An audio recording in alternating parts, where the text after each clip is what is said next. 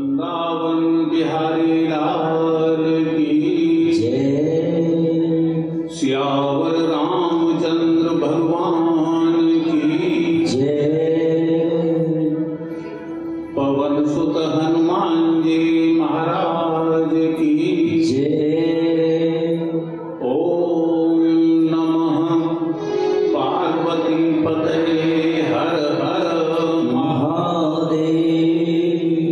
जिसके पास राम नाम का दुपट्टा है उसका कोई कुछ बिगाड़ नहीं सकता। हमारे यहाँ कहते थे कुत्ते दो तरह के होते हैं, एक पालतू एक फालतू, दो ही होते हैं ना। दोनों में अंतर क्या है? पालतू के गले में पट्टा होगा, उससे पहचान है कि ये पालतू है ना। फालतू को कोई छोड़ता नहीं और पालतू को कोई छेड़ता नहीं। आप किसी के पालतू कुत्ते को नहीं छेड़ सकते, फालतू को आप डंडा जरूर मार देंगे। जिसने राम नाम रूपी पट्टा गले में धारण कर लिया उसका कोई कुछ नहीं बिगाड़ सकता। वो पालतू है भगवान का, उसके गले में पट्टा पड़ा हुआ है, उसको कोई नहीं छेड़ सकता। और जितने फालतू हैं उनको कोई छोड़ता नहीं। कुछ नहीं बिगाड़ पाया हिरण्यकश्यप। अब हिरण्यकश्यप फिर एक दिन जब वो नृत्य कर रहा था तो तलवार लेकर के वहां पर आ गया, तो मैं आज तुझे जिंदा नहीं छोड़ूंगा। कि पिताजी आप कैसे मार सकते हैं? आप मुझे क्यों मारना चाहते हैं? मैं आपको क्या बिगाड़ रहा हूं? तू मेरे शत्रु का नाम लेता है, तू नारायण का नाम लेता है, मैं आज तुझे छोड़ूंगा। बस जैसे ही तलवार उठाई मारने के लिए तो बस वही खंबे में से और भगवान नरसिंह प्रकट हुए। बोलिए नरसिंह भगवान की जय। नरसिंह भगवान। और नरसिंह भगवान ने कहा कि यो मा पश्यत सर्वत्र सर्वच मैं पश्यति तस्याहं न प्रणश्यामि सच में न प्रणश्यामि। यो मा पश्यत सर्वत्र, जो मुझे सब जगह देखता है। यो मा पश्यत सर्वत्र सर्वच मैं पश्यति, और जो मुझ में सबको देखता है, जो मुझ में सबको देखता है और जो सब में मुझको देखता है, न तो मैं प्रणश्यामि, मैं उसका कभी साथ नहीं छोड़ता, मैं उसके सदैव साथ रहता हूँ। वो प्रहलाद मेरी ओर देख रहा है और मैं प्रहलाद की ओर देख रहा हूँ। भगवान प्रकट हुए हैं, ऊपर का भाग सिंह का और पूरा धड़ जो है वो मनुष्य का। जैसे प्रकट हुए उन्होंने पकड़ लिया हिरण्यकश्यप को और अपनी जंघाओं पर लेट दिया। हिरण्यकश्यप हंसने लगा, आप मुझे नहीं मार सकते। क्यों? कि मैंने ब्रह्मा जी से वरदान ले रखा है। मैंने ब्रह्मा जी से वरदान ले लिया है। कि क्या वरदान ले लिया? कि मैं घर में मरूं न बाहर। भगवान बोले कि देख देहरी पे बैठा हूं, मैं घर की देहरी पर बैठा हुआ हूं, न घर है न बाहर है। तो मैं दिन में मरूं न रात में, तो देख दिन भी नहीं है रात भी नहीं है, ये संध्या वेला है। तो मैंने ये भी मांग रखा है कि मैं न पुरुष से मरूं न पशु से मरूं। देख मैं न पुरुष हूं न पशु हूं, मैं न तो पुरुष हूं और न पशु हूं, तब भी आप मुझे नहीं मार सकते। क्योंकि मैंने वरदान मांगा है कि मैं न अस्त्र से मरूं न शस्त्र से मरूं। नरसिंह भगवान ने कहा कि मैं तुझे अस्त्र से मार रहा न शस्त्र से मार रहा, मैं नाखून देख रहे सिंह के नाखून, मैं इससे तुझे फाड़ दूंगा। मैं न अस्त्र से मरूं न, तब भी नहीं मार सकते तुम। क्यों? मैंने ये भी वरदान मांगा है कि मैं 12 महीनों में नहीं मरूं। चैत वैशाख जेठ आषाढ़ सावन भादो पार काटे रजन पूस माह फागुन, इनमें नहीं मरूं। ये मलमास है, ये 13वां महीना है, ये भी मैं सोच के आया हूं। ये उन 12 महीनों में से नहीं है। अब तो तुझे मरना ही पड़ेगा। ये मलमास इसीलिए बनाया तो जैसे दुष्टों को मारने के लिए, जो ऐसे वरदान मांगे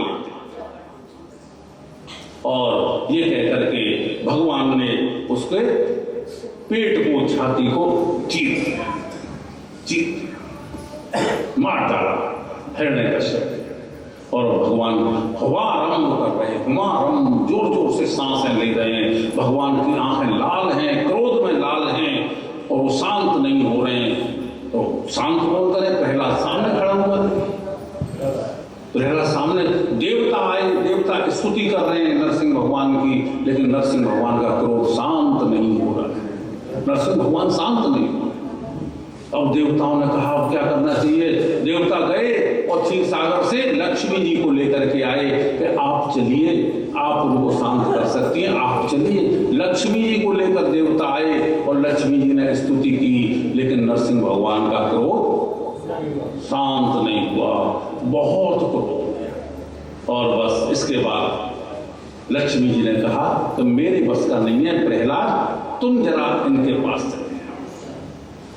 5 वर्ष के प्रहलाद और जैसे ही आगे बढ़े पहुंच गए तो भगवान ने प्रहलाद को बड़े प्यार से गोद में ले लिया और अपनी जिह्वा निकाल करके बार बार उसे प्रेम से चाटने लगे।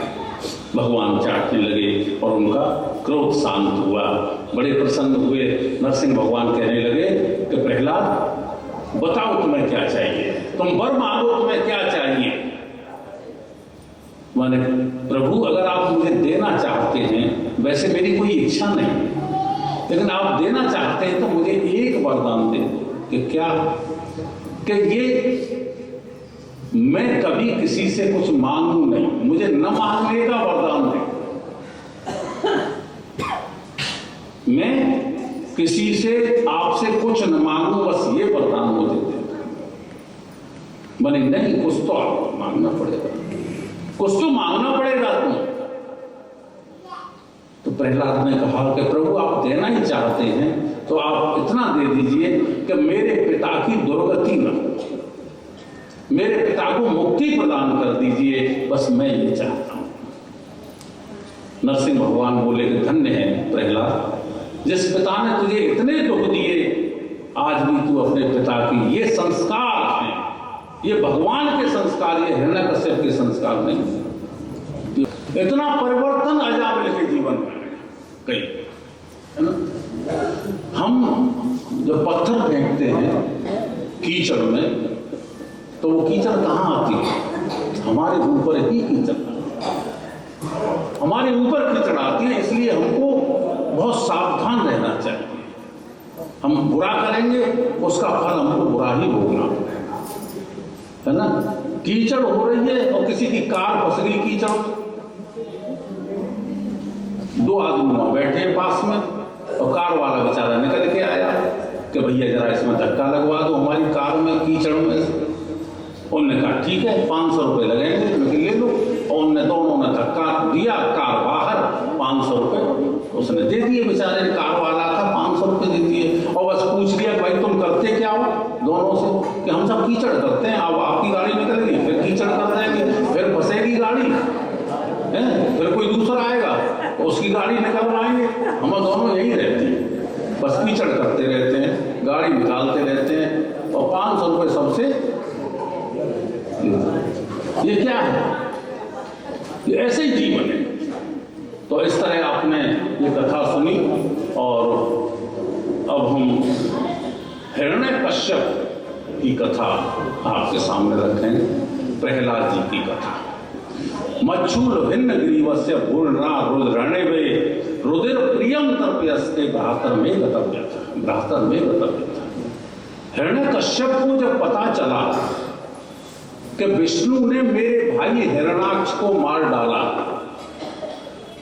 तो हिरण्यकश्यप त्रिशूल लेकर के और विष्णु को मारने के लिए, तो भगवान विष्णु को मारने के लिए त्रिशूल लेकर, मच्छूल भिन्न ग्रीवस्य, मैं रुद्रम प्रिय तर्पय, मैं विष्णु के खून से अपने भाई का तर्पण करूंगा। ऐसा भाव लेकर मैं विष्णु के खून से अपने भाई का तर्पण करूंगा और त्रिशूल लेकर के भगवान विष्णु के पीछे। हिरण्यकश्यप बड़ा दुष्ट है, हिरण्याक्ष का भाई। अब भगवान आगे आगे और हिरण्यकश्यप पीछे पीछे। अब भगवान सोच रहे कि अब मैं कैसे बचूं,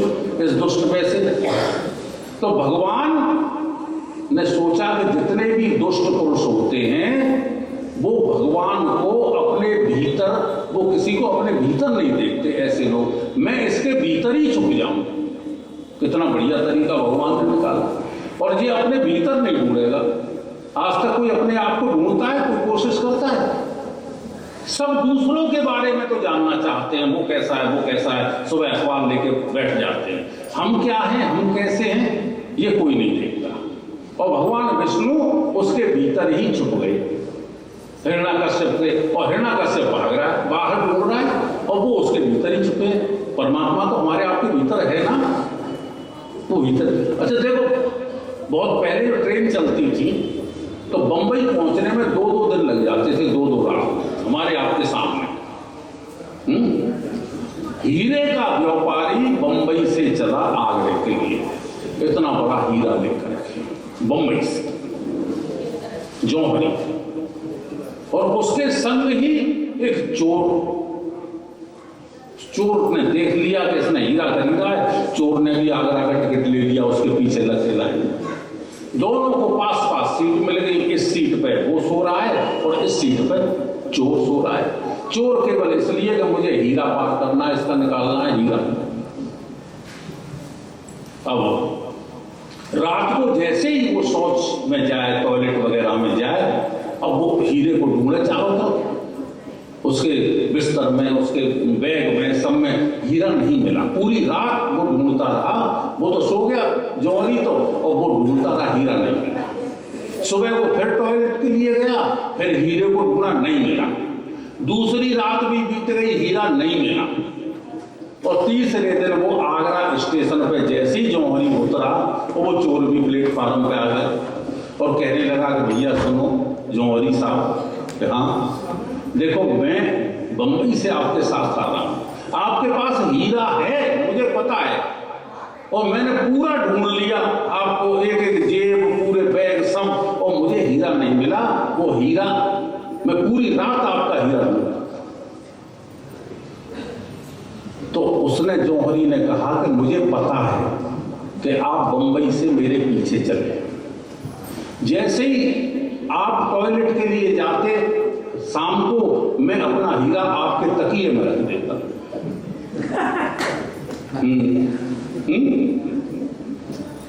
और सुबह जब टॉयलेट जाते तो निकाल लेता, दिन में अपने पास रखता, दूसरे दिन पर रात को, है ना। अपने आप को कोई नहीं देखता, वो हीरा उसी के पास रखा है और वो ढूंढ रहा है वहां। भगवान छुप गए हिरण्याकश्यप के अंदर, और हिरण्याकश्यप ढूंढ रहा है बाहर। भगवान कहाँ है? भगवान हमारे भीतर ही तो है। और वो हिरण्याकश्यप तप करने के लिए गया, पत्नी से कयादू बड़ी भक्त है भगवान की, कयादू से कहकर गया कि मैं तप करने के लिए जा रहा हूं, और तब मैं ब्रह्मा जी को प्रसन्न करके वरदान दूंगा, अमर होने का वरदान दूंगा। ये कहकर के चला गया तप करने के लिए। पत्नी से कह गया मैं बहुत दिन में आऊंगा। पहाड़ी पे जाके एक पेड़ के नीचे बैठ गया भजन करने को। इतनी देर में बृहस्पति तोता बन करके उस पेड़ पर तोता बन के और मां करने लगे नारायण नारायण। और नारायण शत्रु है हिरण्याकश्यप का। हिरण्याकश्यप आए ब्रह्मा की तपस्या करने के लिए, नारायण तो शत्रु है। अब वो नारायण नारायण कर रहा, उसको हिरण्याकश्यप को बड़ा गुस्सा आ गया। बैठे बैठे वो पत्थर मारे, ईंट मारे, तोड़ के फिर वहीं आ जाए। बृहस्पति गुरु तोता बन करके बैठे हुए। 2-3 घंटे बाद परेशान होकर के और वो घर वापस लौट गया कि अब मैं कल आऊंगा। हिरण्याकश्यप वापस लौटा और पत्नी ने कहा, कयादू बड़ी भक्त थी नारायण की, उसने कही आप तो कह रहे थे मैं कई दिन में जन कब लौटूंगा, तो आप आ गए। अरे क्या बताऊं, आज मैं जैसे ही भजन करने को बैठा, एक तोता ऊपर बैठा था और वो कह रहा था नारायण नारायण। कयादू ने जब नारायण शब्द सुना अपने पति के मुख से तो वो खुश कि मेरे पति ने नारायण नाम का उच्चारण किया है। नारायण से तो सतोता मानते हैं नारायण। और फिर चाय बनाने के लिए गई, अपने पति खुश हो गई ना, पत्नी खुश हो जाए तो सेवा ज्यादा करती है। चाय बनाने के लिए गई और फिर बोली कि सुनो जी वो तोता क्या कह रहा था, कि वो नारायण नारायण कह रहा था। नारायण नाम फिर दबा दिया।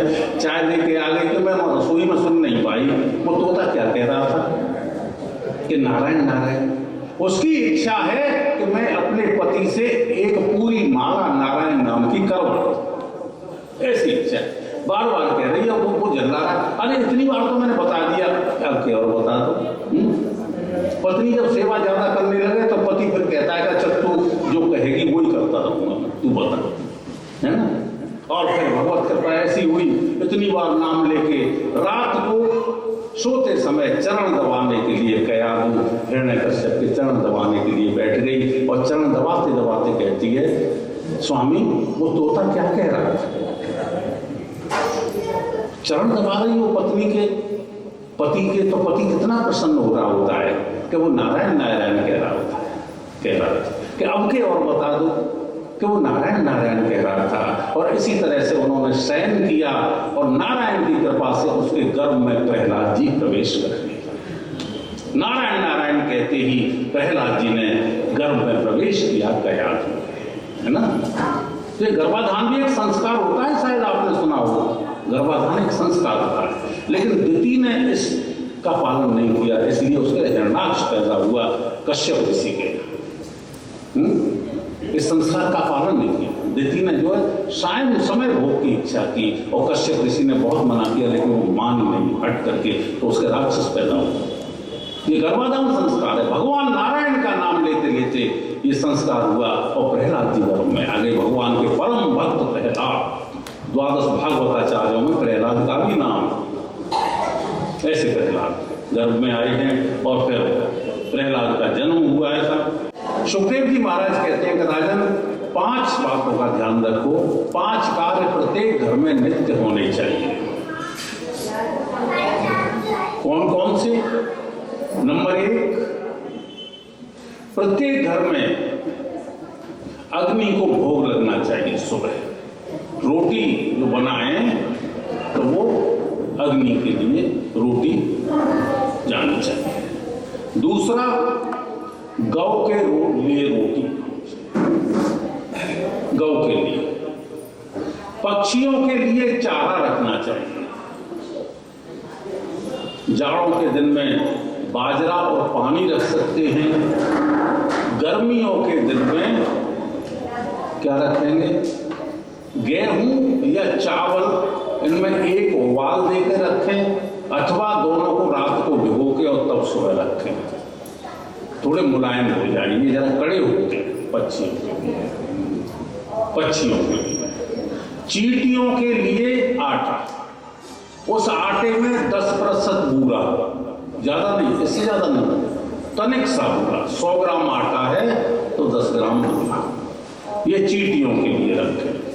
और जल जंतु, कछुआ, मछलियों के लिए आटे की गोलियां कागज की थैली में प्रवाहित करें, पॉलिथीन में नहीं, कागज की थैली में रख करके 36 गोली इधर मुंह करके, 36 गोली इधर मुंह करके और जल में प्रवाहित करना चाहिए। ये 5 कार्य प्रत्येक घर में नित्य होने चाहिए। इनसे किसी तरह का दोष और पाप नहीं लगता। 5 का सम्मान घर में होना चाहिए, उनको दुख नहीं पहुंचना चाहिए। एक वृद्ध को, रोगी को, बालक को, स्त्री को और अतिथि को, 5 की आंखों में आंसू नहीं आने चाहिए, है ना। वृद्ध की आंखों में आंसू नहीं आने चाहिए आपके आचरण से, आपके व्यवहार से। वो आंसू आपके लिए बहुत दुखदायी बन सकते हैं। रोगी को यथासंभव आप देखभाल करें, उसको कष्ट न पहुंचे। बालक तो रोता है? लेकिन उसे अकारण ऐसा दंडित न करें कि वो परेशान हो जाए। स्त्री जो है घर में, उसकी आंख से आंसू नहीं आना चाहिए, उसका सम्मान करना चाहिए। वो लक्ष्मी स्वरूप है। आपके घर में बड़े भाग्यवान होते हैं जिन घरों में बहू आती है, बड़े भाग्यवान लोग होते हैं, उसका सम्मान करना। और बहुओं का भी ये फर्ज है कि वो अपने बड़े बूढ़ों का सम्मान करें, अपने सास ससुर का इनका सम्मान करें। अक्सर होता नहीं, पता नहीं क्यों, ये बार बार देखने को मिलता है कि सास बहू के साथ तालमेल नहीं बैठ रहा। ससुर से तो बैठ जाता है, ससुर तो कुछ बोलता नहीं, कोई दिक्कत नहीं, लेकिन सास के साथ अकाल। लड़की जब ससुराल के लिए पहली बार चलती है ना, तो वो ये सोचकर चलती है कि मुझे सास से पंगा लेना है। उसकी सहेली बता देती है, पहले ही जिनकी शादी हो गई है वो सहेली बता देती है कि तू तैयार हो गए जा, सास से तो पंगा करना है। उसकी माँ भी अपनी सास से पंगा करती थी, वो देखती थी, ये सोचकर ही चलती है।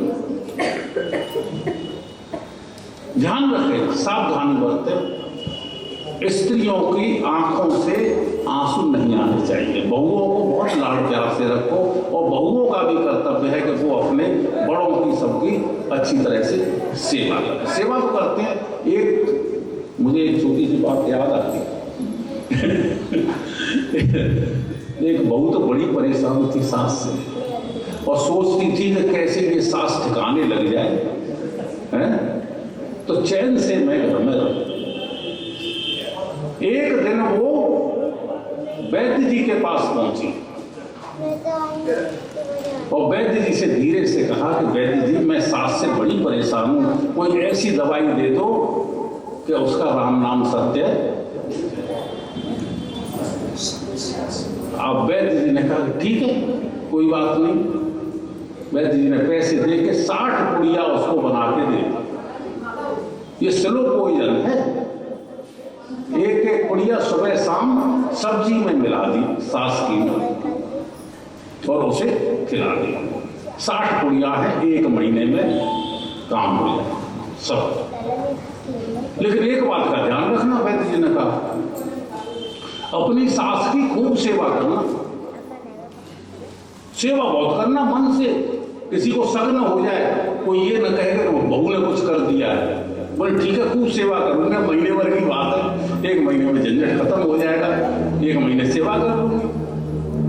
अब वो बहू आ गई और दोनों टाइम 1-1 पुड़िया सब्जी में डाल के खिलाने लगी और सेवा शुरू कर दी। रात को घंटों पैर दबाए, पैरों पर तेल लगाए, मालिश करे और बढ़िया बढ़िया भोजन बनाए और माजी और 8 दिन 10 दिन हो गए और बहू की सेवा देख करके सास बड़ी खुश कि बहू तो मेरी बड़ी भारी सेवा कर रही है, और दोनों टाइम पुड़िया भी चल रही। और 10 दिन जब सेवा हुई भयंकर, तो सास बहुत खुश हो गई। सास ने अपने सब जेवर घर के जो थे निकाल के और बहू को, अरे बेटा, तू मेरी अकेली बहू है, तू ही मेरी इतनी सेवा करती है, तो मैं क्या करूंगी, अब ये तू रख, घर की चाबी संभाल और सब तेरे पास, तू माल कर। अब वो सेवा कर रही है। अब उसे लगा कि मेरी सास तो बड़ी अच्छी है, मेरी सास ने सब मुझे दे दिया, कितना प्यार कर रही है मुझ पर। भाई बहू सेवा कर रही तो वो प्यार कर रही। अब वो फिर वैद्य जी के पास 15 दिन बाद गई, वैद्य जी मेरी सास न मरे, मेरी सास मर न जाए, 15 दिन तो दवाई खा ली सास ने, अब कैसे करेंगे, मेरी सास तो बड़ी अच्छी है, मुझे वो बड़ा प्यार करती है, सब जेवर मुझे दे दिया, सब दे दिया, अब आप ऐसा करो कि मर न जाए सास मेरी। तो बोले बेटा तुम ना मर रही, मैंने तो वैसी होम्योपैथी की पुड़िया दे दी थी तुझे, मुझे पता था कि तू सेवा कर लेगी मेरे कहने से, तो सास खुश हो जाएगी, और तेरे सेवा की है और सास खुश है। सास का जो कुछ है वो तेरा ही तो है, बस सेवा की बात है। तो इस तरह से सब लोग पुड़िया न बनवाए, वैसे ही अपनी सास की खूब अच्छी तरह सेवा करें और मिलकर रहें, प्रेम से रहें। प्रेम से रहेंगे तो बच्चों में अच्छे अच्छे संस्कार भी आएंगे। अजामिल की कथा में ये बात, 5 बातें और बताई। आपके ऊपर 5 ऋण हैं, इनका ध्यान रखना, बड़ी महत्वपूर्ण बात है आपके लिए। 5 काम को बताए हमने, हर घर में होने चाहिए, 5 का सम्मान होना चाहिए, और 5 आप पर ऋण हैं जिनको आपको चुकाना है। उस ऋण को लेके मत जाना। देव ऋण, पितृ ऋण, ऋषि ऋण, मनुष्य ऋण और भूत ऋण। ये 5 ऋण हैं आपके ऊपर। व्यक्ति वंश में इन्होंने, इनके अनेक पुत्र थे और इन्होंने अपने पुत्रों को ज्ञान का उपदेश किया है। शास्त्र कहते हैं कि 100 पुत्र थे। ज्ञान का उपदेश लेकिन शब्दों से नहीं दिया, अपने मुख में रेत भर के रहते, अपने मुख में रेत भर के रखते थे और कहते थे कि अब मैं तुम्हें उपदेश दूंगा। कैसे हो सकता है उपदेश? इन्होंने उच्चारण से उपदेश नहीं दिया, आचरण से उपदेश।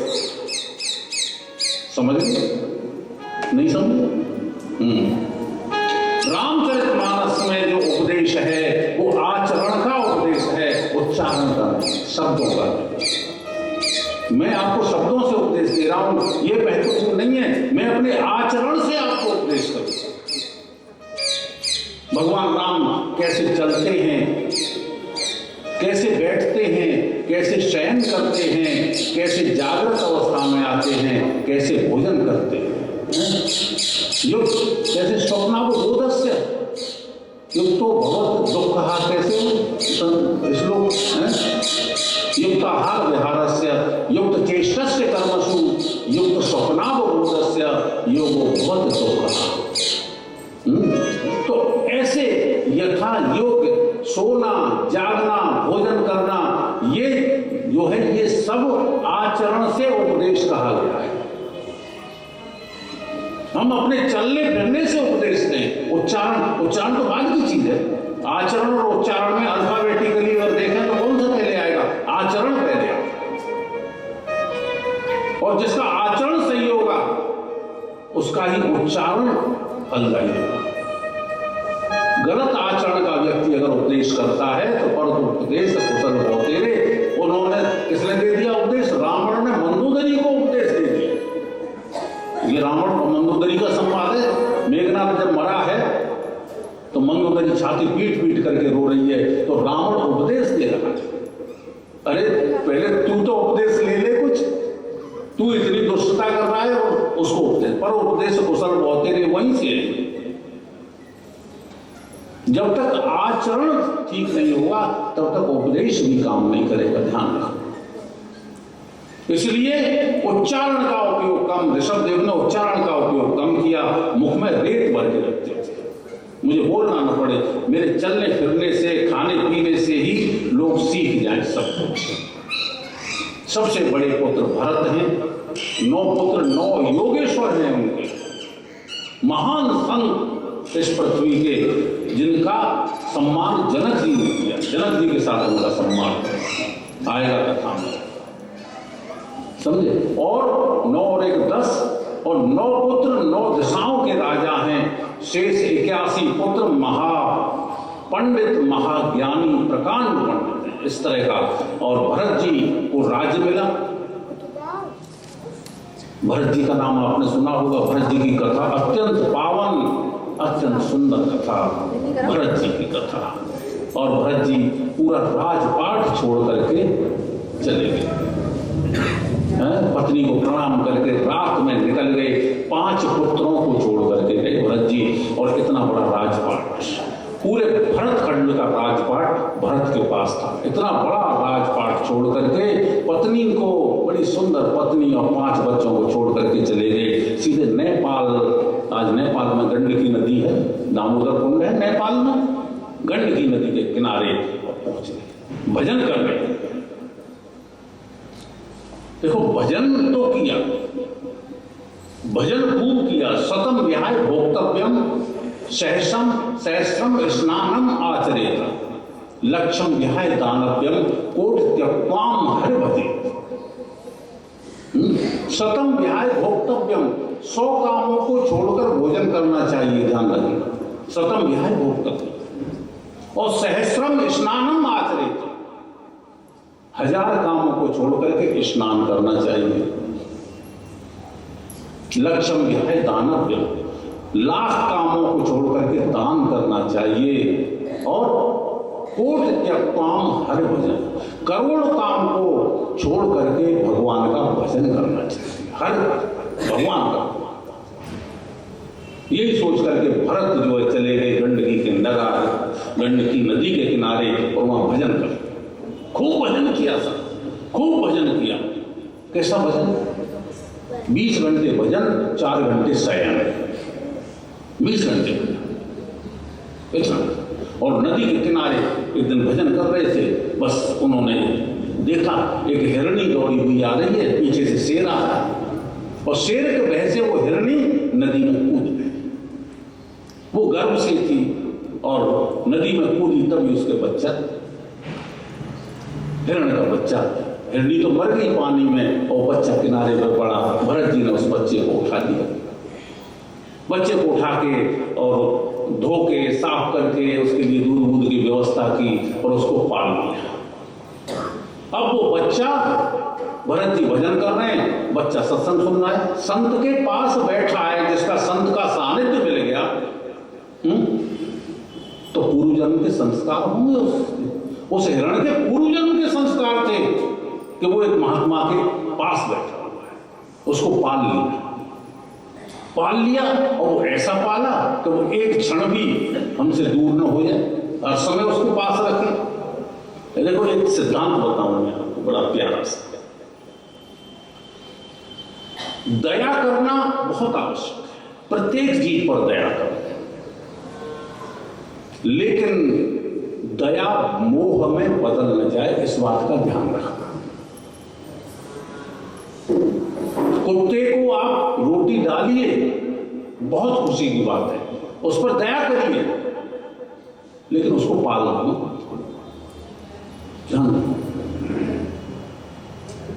पालोगे उससे मोह हो जाएगा, और ये मोह सकल व्याधिन कर होगा।